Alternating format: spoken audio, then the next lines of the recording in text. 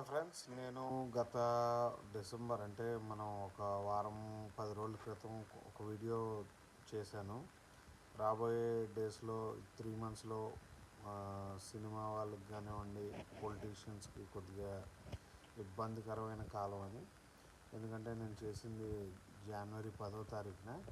మీరు గమనించినట్టయితే కొన్ని సినిమాల విషయంగా కొన్ని మనం చూసాం.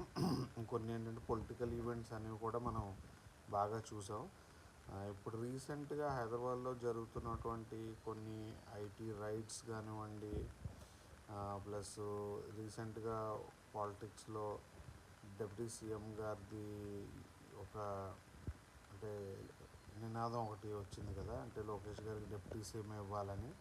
ఇవన్నీ కూడా లాస్ట్ 10 డేస్లోనే వచ్చాయి. నేను ఒక 3 మంత్స్లో ఇలాంటి సందర్భాలు బలంగా ఉంటాయని ఖచ్చితంగా చెప్పాను.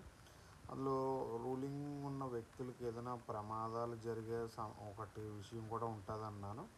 అలాగే మనం జలంధర్ ఎమ్మెల్యే గారిని ఉండి రీసెంట్గా కొందరు ఒక పొంగులేటి గారి యాక్సిడెంటు, ప్లస్ మన కర్ణాటక ఇప్పుడు సికింద్రాబాద్ ఎమ్మెల్యే గారికి జరగడం, ప్లస్ దిల్ రాజు గారి ఐటీ రైట్స్. అంటే చూడండి, జనరల్గా మనం ఏదైతే అనుకున్నామో వాటిలన్నిటికీ సైఫ్ అలీ ఖాన్ గారు ఇవన్నీ కూడా అంటే డీటెయిల్గా మనం అనుకున్న విషయాల్లో అంటే ఈ గోచార ఫలితం ఎలాంటి వ్యక్తుల మీదకి ఎక్కువ ప్రభావం చూపిస్తుందో అన్నాం కదా.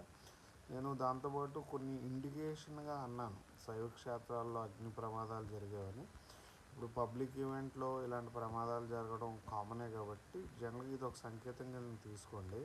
ఎందుకంటే నేను జ్యోతిర్లింగాల పేర్లు చెప్పాను, అంటే శివుడు ఉండే మందిరాలకు దగ్గరగా జరిగే కొన్ని ప్రమాదాలని.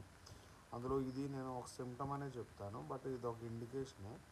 బట్ ఫ్యూచర్లో అంటే డీటెయిలింగ్ ఆస్ట్రాలజీలో నేను ఇంకా రీసెర్చ్ చేసి ముందుకెళ్ళడానికి నాకు అంటే నా వీడియోస్ని కొద్దిగా లైక్ చేసి, షేర్ చేసి, సబ్స్క్రైబ్ చేసిన వాళ్ళకి కొద్దిగా నన్ను ఎంకరేజ్ చేసినట్టు అవుతుంది. ఎందుకంటే ఫర్దర్ నా రీసెర్చ్కి కొద్దిగా సపోర్ట్ అయినట్టుగా ఉంటుంది.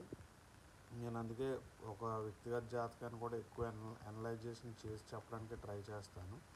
బట్ 1 or 2 టైమ్స్ అంటే ఫస్ట్ టైం మనం కన్సల్టేషన్లో కొద్దిగా డీటెయిల్గా మీ దశలో అన్నీ ఎక్స్ప్లెనేషన్ అయిన తర్వాత కొద్దిగా రెమెడికల్గా టైము, ప్లస్ రాబోయే డేస్లో న్యూమరాలజీని కూడా నేను చెప్పాను కదా, దాన్ని కూడా మన సబ్జెక్ట్లో యాడ్ చేయాల్సిన టైం ఉంది. నేను ఒక రీసెర్చ్ వైజే చెప్తున్నాను కాబట్టి మీరు ఇవన్నీ కూడా జరుగుతున్నాయా లేదా అనేది నా వీడియోస్ ద్వారా కొద్దిగా తెలియజేసి దీన్ని కొద్దిగా వైరల్ చేస్తారని ఆశిస్తున్నాను. Thank you.